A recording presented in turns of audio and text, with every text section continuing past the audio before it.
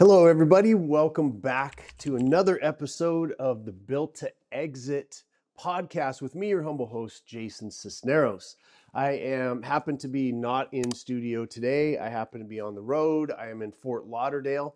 I'm getting ready to go speak at an event for my new friend, Kevin Jennings, in the government contracting space. We're going to have a great time. We're going to light up the audience. But here in Fort Lauderdale, I'm at my friend's brand new home that he just built, and it's been interesting because, as you know, when you do a bunch of construction, there's lots of things that are going on. Do plugs work? Does Wi-Fi work? All that kind of stuff. So here we are, baby. We are live and ready to go. I wanted to jump in this morning. I want to welcome everybody, the brand new viewers. Welcome to the show. This is where we talk about all things business. We have one common phrase, which is everybody exits, how matters, and we talk about that. What are the things that you can focus on once you realize that somebody else is going to own your business? There's three types of exits. One is the involuntary exit. You go out of business. I did that 3 times. No shame in my game. I learned probably more during those failures than I did in any other phase of my life. Second phase, or the second type of exit, though, is a dictated exit. And that is where you're sitting across the table as a business owner who's good at plumbing or HVAC or painting or drywall or whatever it is, and you're sitting down across the street, or sorry, across the table from somebody who's a professional buyer of businesses. Puts you at a distinct disadvantage, and so we call that the dictated exit. I also had one of those. And all that means is that they are dictating the 3 things that you want to control, which is price, timing, and terms of your exit. Okay. And that's on the dictated side, they're the ones that are in control of that. My particular instance was I got paid probably half of what the business was worth, and it took a very long time to get there because they were controlling all of that. I knew my business really well, but I did not know this other side of it on the acquisition, the mergers, acquisitions. There's fancy words, fancy attorneys, fancy thought processes, all of this stuff that was swirling around me that I didn't know, and they took advantage of that. So what we're doing is we want to help blue collar companies, just like I've owned my entire life, like we still own, have white collar exits. And that means that we have to educate ourselves to be a step above, to bring in new information, to understand that there's a whole other world when you get ready to transact.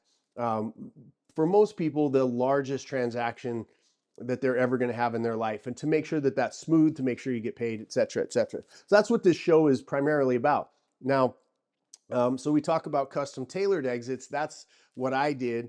Was I figured out after that dictated exit, I was like, I'm sitting across the table from somebody who really knows what they're doing. I want to learn what they're doing. I want to understand how they buy businesses. What are they looking at financially, et cetera. And so that's where I developed for myself the custom tailored exit. Now, since then, we've obviously built to Exit, which is our business, built to exit.biz, if you want to go check it out. And that has been the focus. We've helped over 150 companies reach their level of exit, whether that's a sale, because there's also the exit of, I just want to go live my life, but I want my business to be able to run on its own. That's a form of exit. So that's what we talk about. We talk about all those things. We give you small 2 millimeter distinctions in your own life, in your own business, so that you can apply them. And we do this show every Saturday. Again, sometimes because I travel so much, we end up with Wi-Fi problems. Today, looks like everything is winning.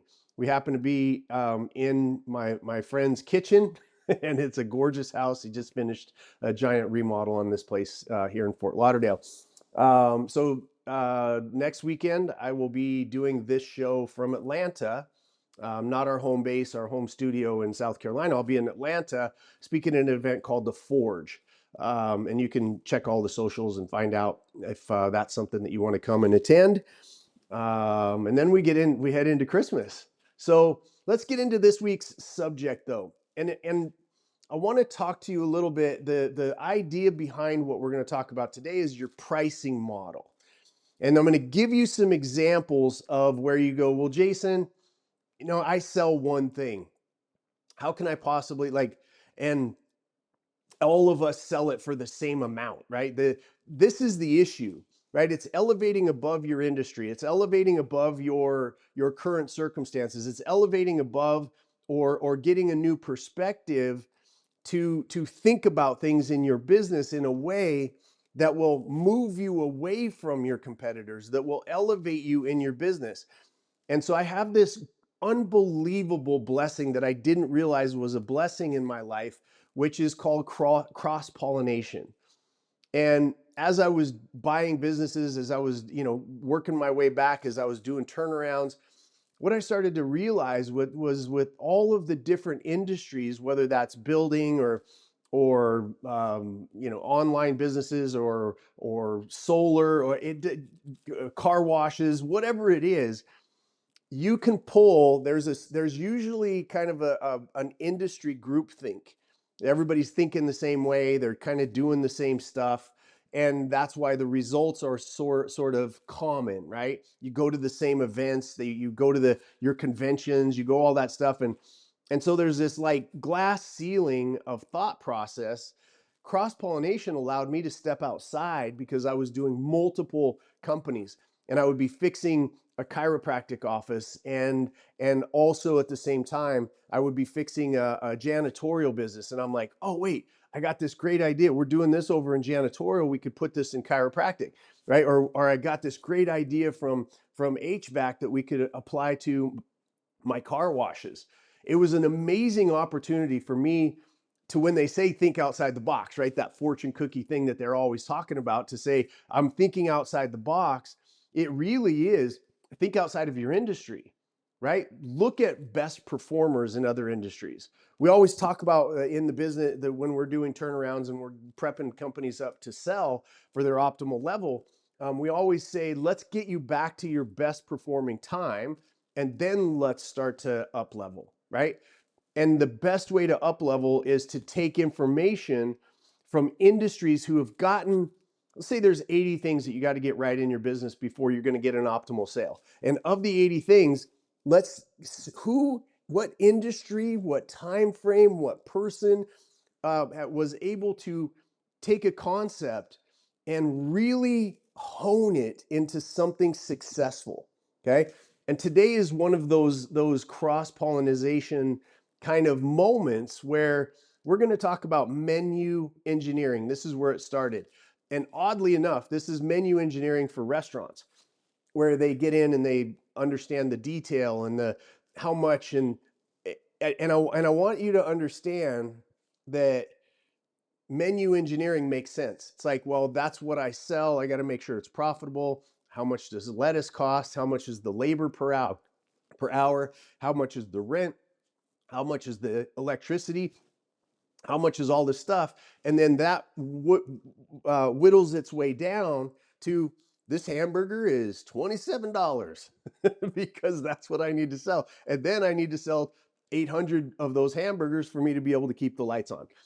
So menu engineering makes sense, but it's it didn't come into fruition because there's been menus for millennia, right? There's thousands of years of menus, but it didn't come into fruition, into a thought process, into a science, until really like the 80s, where somebody was like, hey, wait a minute. We've got to put, if all of these things, they have to come down and add up into this.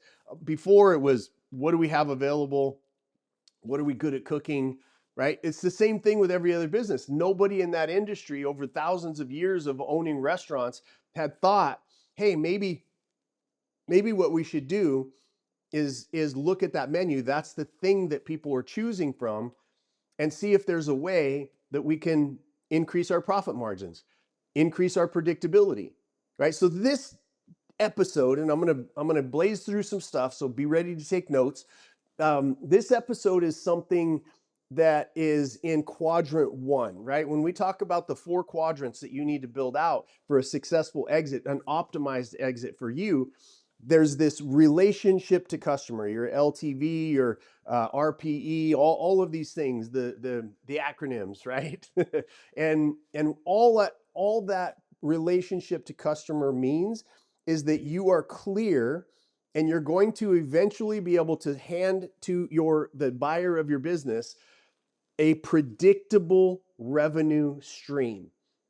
Because again, remember, when people are buying businesses, they're buying certainty of ROI. We don't start businesses. They're first generation. We don't start businesses for the certainty of ROI. We start it because we think we're going to go into a place that 95% of people fail at, and we're going to feed our family, and we're going to be the next big thing, or whatever it is that you thought when you started your business. Now, professional business owners, which is all I want you to become, professional business buyers have a method, they have a strategy, and they typically, like if you're looking at a private equity firm, they have other people's money that they're responsible for to say, oh, I'm going to go buy Joe's Plumbing. And they go, the investors are like, be careful with my money. You don't want to lose it. That's how people end up in prison. And that's how, people's reputations get ruined. Be careful with my money. So these professional buyers of businesses go out and they start looking in these 4 quadrants.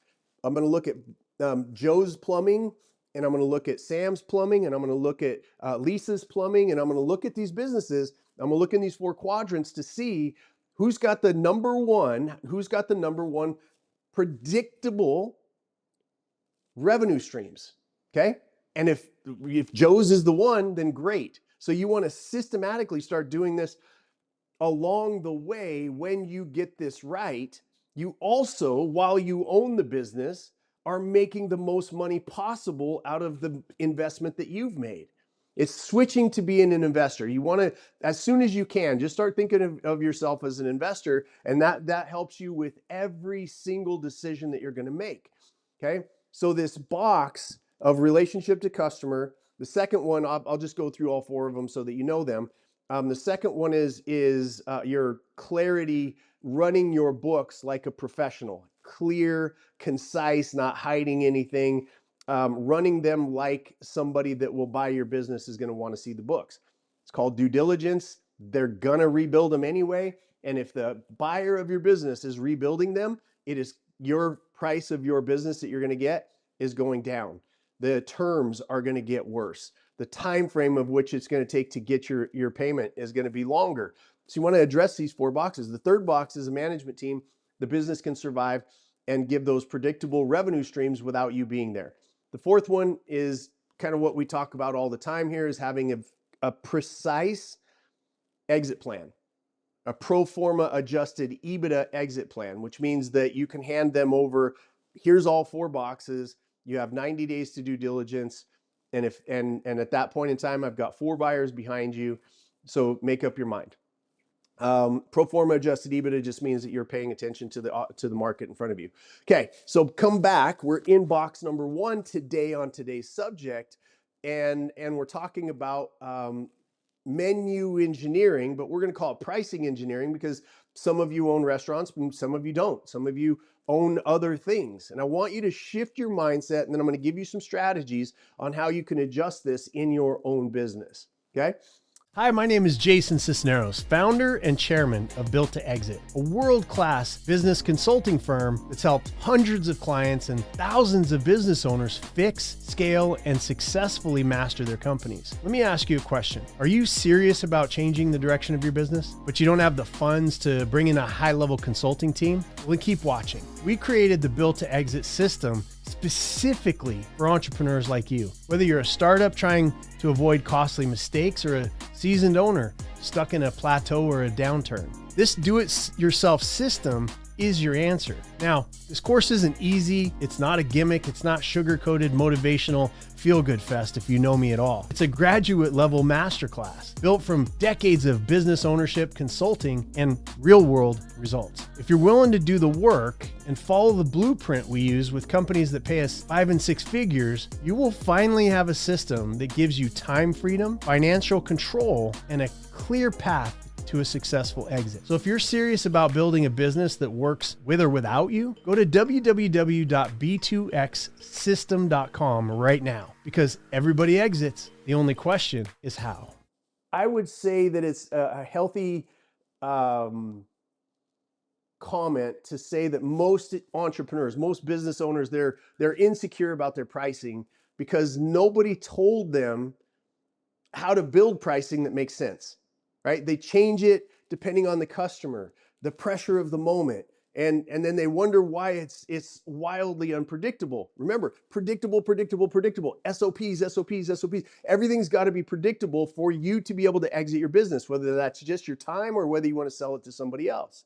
You think it's a marketing problem. You think it's a sales problem. But look, it's actually a menu engineering problem, and because of the way that you built or didn't build or accidentally came across your pricing because you never actually engineered it, right? A lot of you know me as with my reputation, or my nickname in the marketplace is the architect. Engineering is the same exact thought. I engineer, I architect the exit before I ever buy a business. I architect it. I go, okay, cool. Let me go look at this janitorial company. Let me look at what are the problems, what are the issues, what are the opportunities, who's the ideal buyer, what's going on in the M&A space, what's the multiple that people are getting, and then I reverse engineer from where I am, where you are today, and your business, and you start there, and you methodically build out, you engineer, and then execute and build your way to that ideal conversation that you're going to have with your ideal buyer of your business. Okay, and so pricing, the pricing is the big wealth lever, right? It's the lever for enterprise value. Everything that you should be doing outside of your business doing what it does is building enterprise value. You do that with building your EBITDA, for instance, okay? And mastering your pricing is going to make you more money. It's going to add millions to the exit when you sell. And we don't need just more leads. What we actually need is pricing clarity. The silent killer of margin is bloated service lists, right?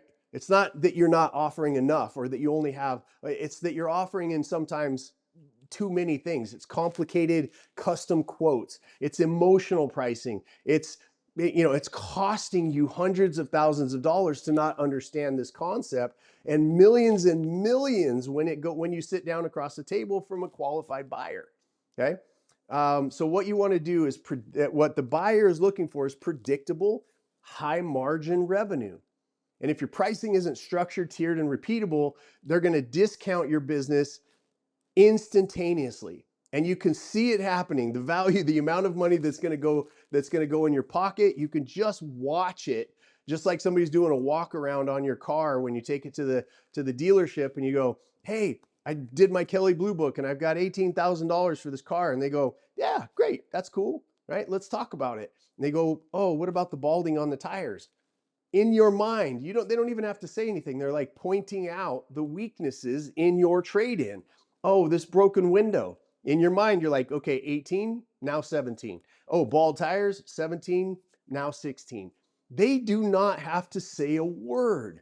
All they're doing is pointing out the obvious weaknesses that have to be addressed, have to be paid for, and have to be fixed for it to be a successful buy for them.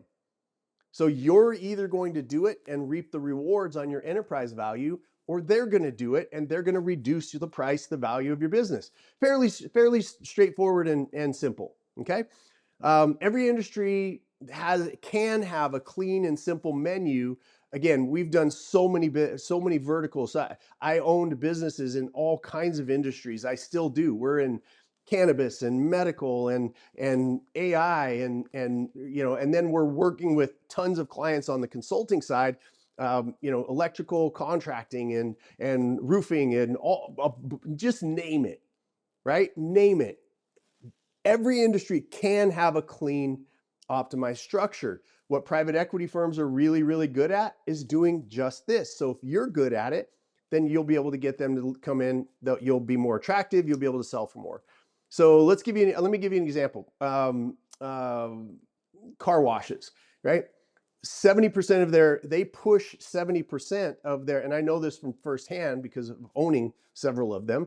We push 70% of our customers to the middle tier package because the menu is engineered for them to make that feel right. Okay. Dealerships, when you go in to buy a car, The profit isn't in the car itself, it's in their menu. What? Warranties, add-ons, protection, some sort of undercarriage spray. Like they know exactly what their menu is, so that they can distract people with the price of the car being lower and then add on all of these things. And at the end of the day, they still make their money. Okay. Coaches and consultants. Let's talk about you for a minute. You don't sell if you get into price engineering and you understand menu engineering for your own, you're not going to just sell hours anymore. I know a lot of coaches. I'm not a coach, but I know a lot of coaches, and I know that they get to a place. They all love what they do, but they get to a place where they're like, oh my God, I am literally on the phone from the time I wake up until the time I go to bed, and that's the only way that I make my money. Now, if you can add a digital course to that, if you can add masterminds, right? All of the things that you see that are out there, that starts to multiply your margin. I just want you to understand, we have an episode, if you want to go back and watch it, called Special Flower. It is so valuable once you understand that you are not a special flower. Your business is not unique. Your business is not special. It's the challenges that you're having are not rare, right? And it's not that you're just cursed because you weren't born with a silver spoon in your mouth. It's that you got to dig in and solve the problems that are causing the problems, right? You're not just organized. This is fixable. And when you see how simple and profitable this framework I'm about to show you is, you're going to wonder why you didn't do this 5 years ago. So the concept that we're talking about again is menu engineering. It's the science of designing your product or service lineup in a way that maximizes profit, maintains customer satisfaction, and improves predictable revenue, right? Those three things: maximize profit, maintaining customer satisfaction, and improving predictable revenue. That's optimizing your cash flow while you own it, and also optimizing for your sale. Okay. It's a tactic that restaurants, they mastered it now, and not all restaurants, but it is now more common in restaurants because of the people that brought this idea up. Okay. So what was the remarkable idea that they came up with? They came up with this matrix that changes everything. You start treating your offers the same way that the restaurants were treating their menus. Restaurants break down every single dish to the penny, every ounce of protein, every seasoning, every garnish, every prep minute, and every plate cost. I was just at a dinner, a men's Christian dinner, a business Christian men's group that I belong to, and we went, and one of the things that we do is we go to all of these different restaurants. And we went to this amazing place in Charleston, and it was very small. There was only seat for 16 people, and then the whole kitchen was right there. You're basically just eating dinner in the kitchen with the chef. And those of you that watch the movie The Bear or the show The Bear, one of the coolest things that I've always loved is when everybody's like, da, da, da, da, when the chef is in there and he's architecting everything and he's engineering all this stuff, and he gives orders and they go, yes, chef.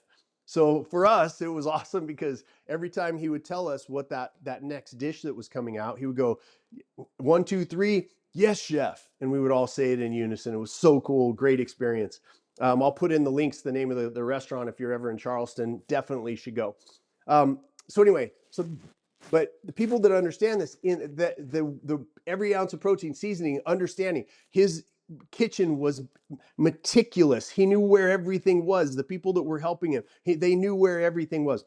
And I got to talk to him a little bit afterwards, and I asked him these questions.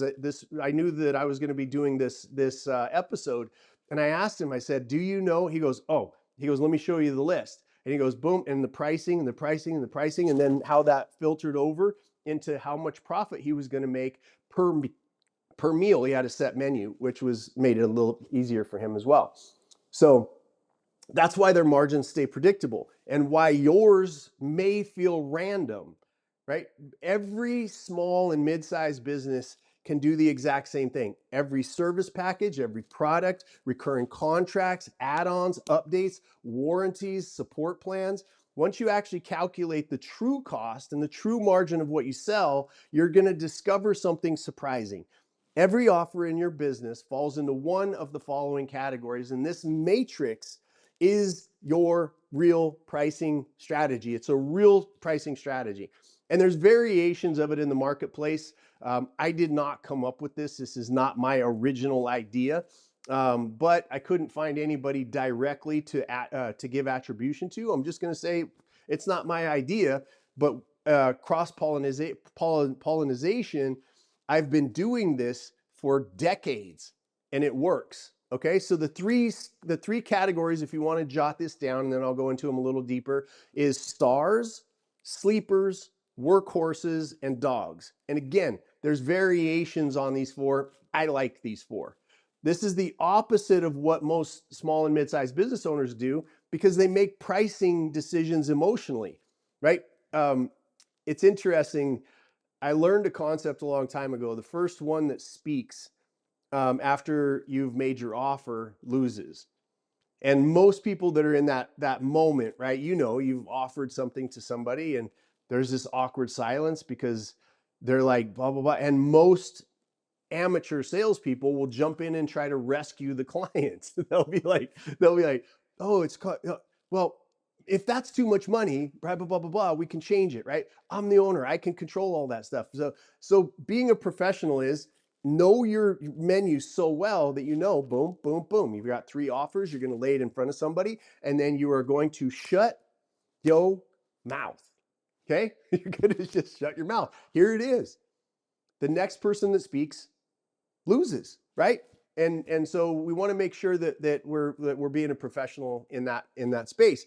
But most people are doing it emotionally, so they step in and they rescue, they lower their prices. Nobody makes a decision on price. Okay, I know that this is a controversial thing that I say, but your product and or service should be solving a pain so valuable and so predictably measurable that the price that they're going to pay is going to be tiny in reference to the value that they're going to get. I know that with our companies, with everything that we do, I understand.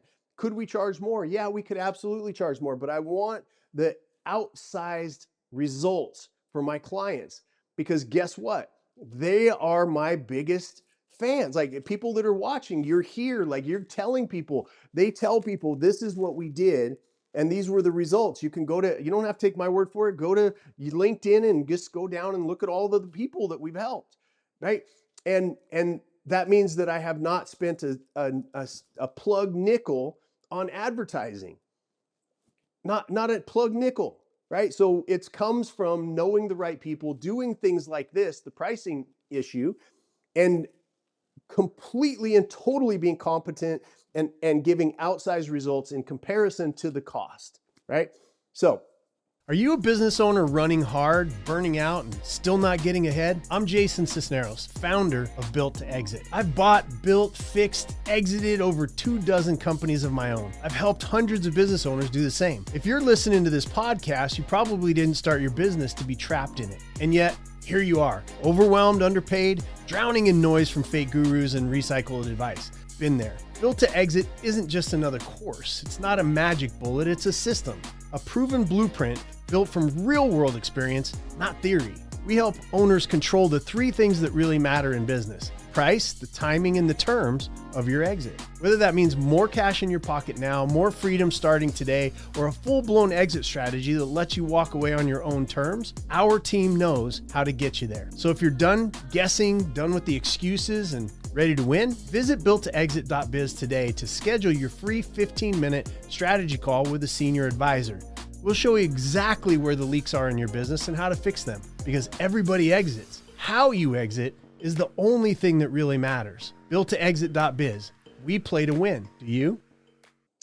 What feels fair? Here's some of the things emotionally, right? What feels fair? What do competitors charge? What does the customer expect? Menu engineering is replaced with emotion, right? And you want to replace emotion with clarity and with engineering. So once you classify every offer into stars, sleepers, workhorses, and dogs, you're going to know what you can scale, what you should scale, You're going to know what to spotlight. You're going to know what to advertise. You're going to know what to put on social media. You're going to know what to ask your clients to say in a testimonial. You're going to know what to use as the lead-ins. What are your lost leaders that are going to help people get to know your product and or service better? You're going to know what to cut. This is most important. A lot of you have so many offers or everything is custom. You're going to know what to cut out and not do because it's not profitable. Right? You're going to finally see where your real money is coming from. It stops becoming about pricing and starts becoming about engineering. It's the difference between unpredictable revenue and a business a buyer will pay a premium for. I'm going to keep hammering down on this. Why does it work? Owners, owners often, we throw everything that we offer onto a website. Blech. We puke it out there, or in a conversation, in a, your elevator pitch is nothing but a vomit of what you do. And a brochure, it's all on a brochure, an estimate, a service price sheet with no structure, no psychology, no intention. I'm having a conversation just the other day about, and I'm kept driving home. What's the value that you add? Well, I love my offer, and I love people, and I love the thing that this will probably do for people, and blah blah blah. And I kept driving home, not to be a jerk, but I want to drive home. You've got to understand that you got to be able to look somebody in the eye and say, this is the pain I'm solving for you. I'm solving it at a fair price, and it's going to be a multiple of return for you in the future. Very clear, very direct. Look, you can't take the heart out of a business owner. I can't tell you to stop caring. I can't tell you to stop loving. I can't tell you to stop being passionate. I can't tell you all those things. I just want there to be a version of you that can step outside of that and step into ice cold analytics and say, what is my offering?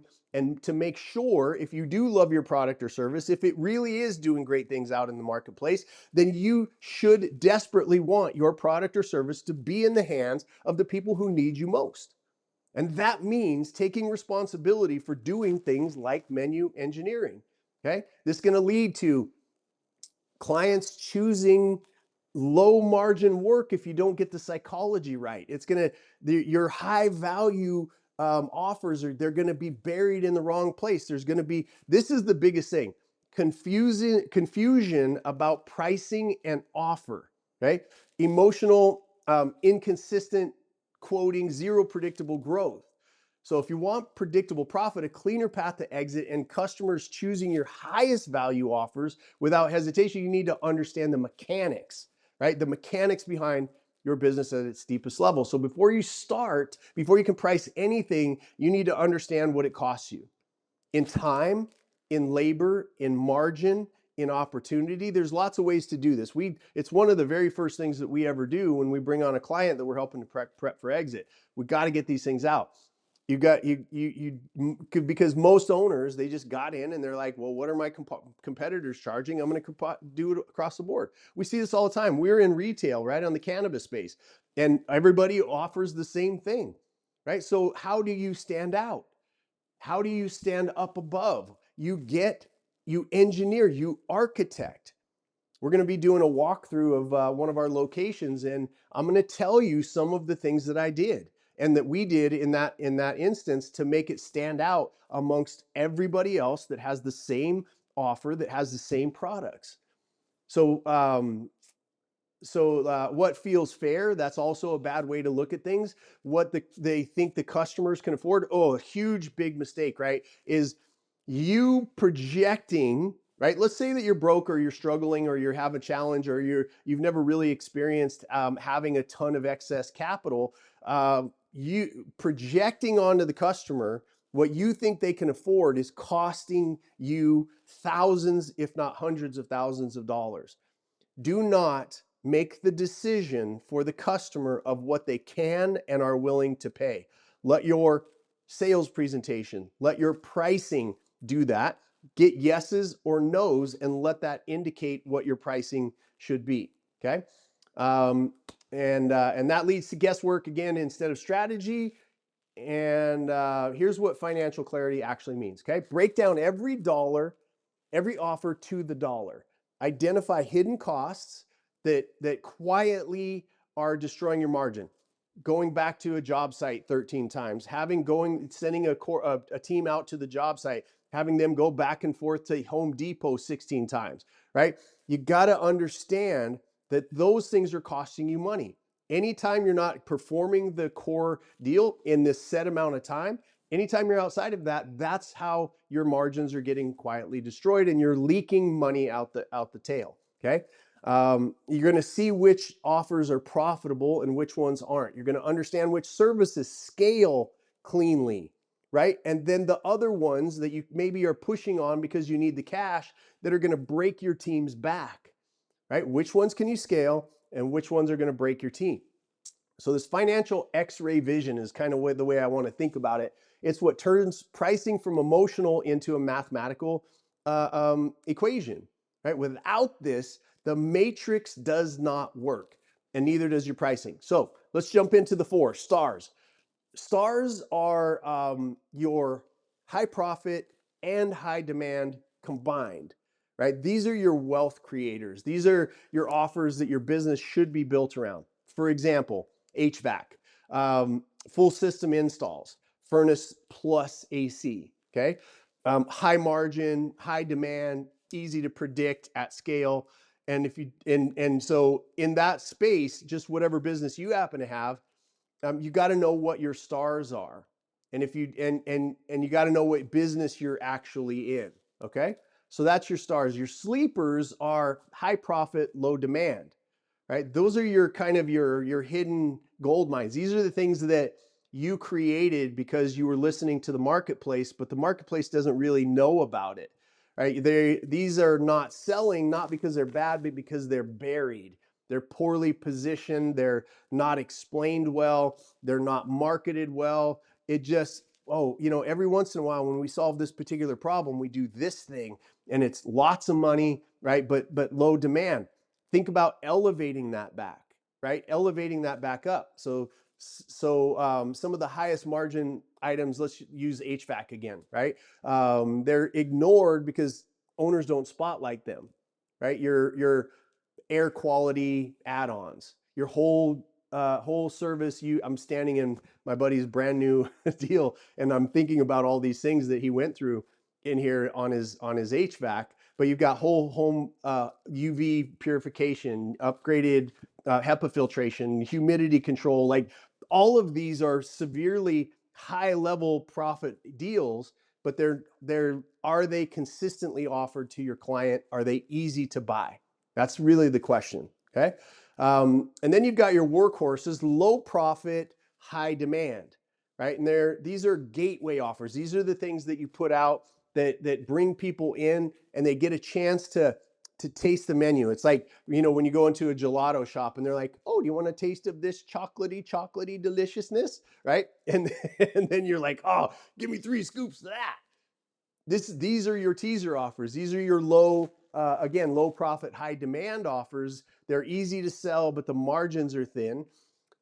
And they should lead predictably to your stars, to your high. They should bring in and if you're not doing that and you just have them, that's going to break you, right? These are the things that break your team. Oh, we're doing a bunch of low profit, high demand stuff, but it's not leading to anything. Your workhorses are the ones that you do. It feels like work. It is work.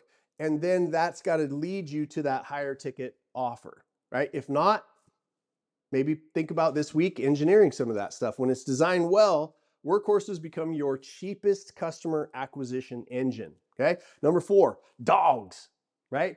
Dogs, those dirty dogs. Number 4 is dog. Low profit, low demand.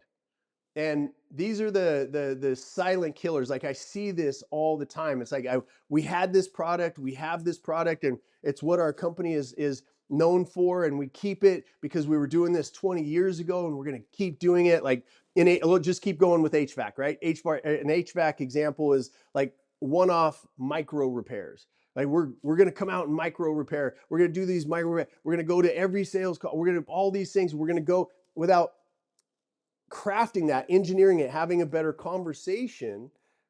And because those micro repairs, they're tiny little fixes that may take hours of time and several trips to the store because I didn't know I needed this piece. Oh, that's the thing. We got to order in. I got to go back 2 or 3 times, right? They also tend to, these dogs, they tend to create customer complaints, right? And it doesn't make you any money. So they drain your time, they destroy your schedule, they confuse your team, they wreck margins, they wreck morale, they mess with your culture of your business. So they need to either be redesigned, and listen to me here, or eliminated completely, right? Redesigned, like micro repairs, you put somebody in HVAC, you put them on a monthly maintenance plan, right? So some months they'll need you, some months they won't, but you have a predictable cash flow of money that's coming in that will make that particular offer of going out and making small repairs or changing out filters or whatever it is, it now turns that into a profitable offer, and by the way, raises your enterprise value because buyers of your business love predictable revenue. Okay, so let's get into a couple of caveats. You get to choose exactly how and why what they buy. Menu engineering is behavioral economics. Okay, think of it that way. It's behavioral economics. You decide how your customer chooses, and there's unbelievable research on decision making that you can dig into and find on your own. But this is a place for you to dig when when you get done with this show. Go look at these things. Go look at some of the research. Go look at some of the research that's been done and the white papers that have been written. It's fascinating. It's almost as fascinating as when I decided to go down the rabbit hole of gamification. Okay, psychological levers that you can use are anchor pricing. Here's some things for you to research. Anchor pricing. You show the basic so that the middle looks better. That's what anchor pricing is. The next one that you can do is bundles. Okay, you combine high and low cost so that you give the customer a higher perceived value. Tiered offers: good, better, best. Right? It reduces overwhelm. 3 price model always converts better. Right? I heard it again. One of the things that I heard in my travels was it's 1, 2, 3, many.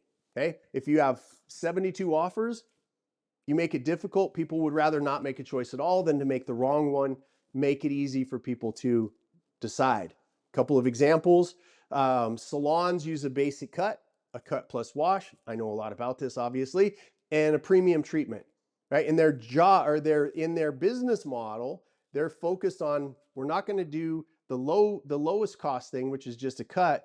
We're going to sell a few of the premium treatments, but our business is going to be methodical and predictable based on that middle with the wash and the style. Okay, it's not manipulation, right? I just don't even email me or DM me. I don't read your negative shit anyway, but but it's not manipulation. It's removing friction and guiding your customer to the choice that creates the best outcome for them and ultimately for your margins. You're not going to make a margin unless you've already fallen in love with the outcome of your ideal customer avatar, right? You've got to be in love with it. You got to be focused on that. Forget about your offer until you know so deeply. This conversation that I was having every other day, and I'll have next week because I have it all the time. People fall in love with their own offers. They fall in love with their own baby. They fall in love with their own business. Your business only exists because you have fallen deeply in love with the outcome of somebody who needs your business, your product, your service. Okay? So it's removing friction. I'm going to read that sentence one more time. It's removing friction and guiding customers to the choice that creates the best outcome for them. I'll period that one. It just so happens to be that behavior also drives up your margins. So you get to have a pricing system that scales without you. The real enemy of pricing is inconsistency, just blowing around like a leaf in the wind. Okay. Most small and mid-sized business pricing breaks down because quotes depend on how busy the business is, how the owners discount emotionally or the sales team discount emotionally, team members just wildly guessing, right? Wildly guessing. Every job is a custom job. a scalable pricing system must remove emotion. It needs to eliminate the seat of the pants, what we call rectal pulls in our organization. Quoting, you need to give the team guardrails. You can go here or here, but not above and not below, right? You need to make pricing predictable and repeatable, and you need to allow for strategic price increases without losing trust, right? Most people understand, with inflation, most people do that. But if you all of a sudden go from 10,000 to 100,000, you might lose the trust. People might look at you, kind of side eye. Do those things incrementally if you need to. Again, I've seen so many of these things. I have 100 examples in my head. I'm gonna not go down that path today, but if you need our help, obviously you can reach out to builttoexit.biz or jasonsisneros.com. Easiest way to get a hold of us. So this is where your future exit, right? That enterprise value for your business is won or lost when pricing isn't clean, clear, and repeatable. When it is clean, clear, and repeatable, customers trust you, employees follow the system, buyers of your business in the future will see stability, predictability. Unpredictability completely disappears when you get this pricing model down combined with a couple of other things. Okay. So you're not raising prices, you're raising the intelligence of your pricing. I'm going to say that again. You're not raising your pricing, you're raising the intelligence of your pricing. Okay. So menu engineering forces you to confront what you should not sell. Most small business owners think growth comes from adding more offers, more packages, more services. But the truth is, most businesses are struggling because they're selling too much. Just think about all of the things that you offer, how many times you change your thing. You're just selling too much, not too little. Menu engineering exposes the offers that are quietly destroying your margin, your time, and your team. When you finally classify your offers into those 4 quadrants that we talked about today, the blind spots, they become obvious. They just pop out and you're like, oh, we shouldn't be doing that anymore. Oh, we should be doing more of that. Oh, here's this other idea that Jason talked about on the podcast. Let's try to put that home. So if your pricing feels frustrating, it's because you don't understand the cost. You don't understand the demand. You don't understand the value of what you sell because you've been falling in love with your own product and or service instead of sitting in the seat of somebody who's going to purchase your product. You haven't fallen deeply in love with their outcome. You don't know the pain that you're solving for them and what they're willing to pay to be able to solve that pain with whatever it is that you offer. Okay? So break it down. Break it down for me, right? Break down your costs. Put every offer through this 4-box matrix, and what you see, what's dragging you down, and what's carrying you, your pricing becomes confident, your profits become predictable, and buyers finally see the business that they want to pay a premium for. When you get these things right, you end up with a business that people will pay a premium for. Okay, so that's it. Execute with passion, with energy. I'm going to go and spend 2 days with Kevin Jennings, a new friend, but very quickly a brother in my life. And we're going to be talking about this stuff from stage. We're going to be helping real business owners as we always do. And again, I'll be in Atlanta. Would love to see a bunch of you. I think we got about 300 people coming to that event in Atlanta called The Forge.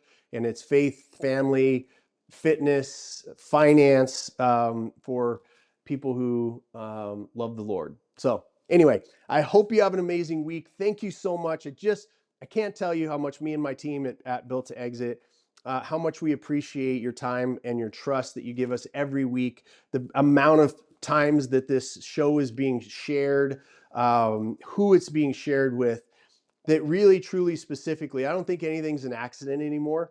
We don't go for numbers. We go for our target audience. We know exactly who we're helping because that person that we're helping was a younger me that had no help, had none of this information, had none of these thought processes. They didn't graduate from high school, didn't have any really great leaders. And I crashed 3 businesses because I didn't know that I needed to surround myself with excellence. I needed to reflood my brain with great ideas. I needed to eliminate broke, lack, scarcity thinking out of my mind.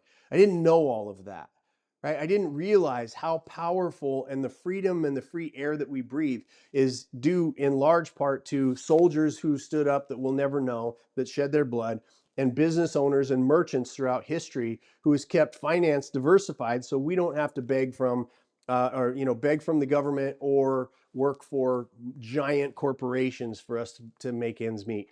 We get to be unique. We get to attempt. We get to overcome our demons. We get to become better. We get to learn stuff. We get to hang out together. We get to know each other. We get to do business with each other. I love what we do.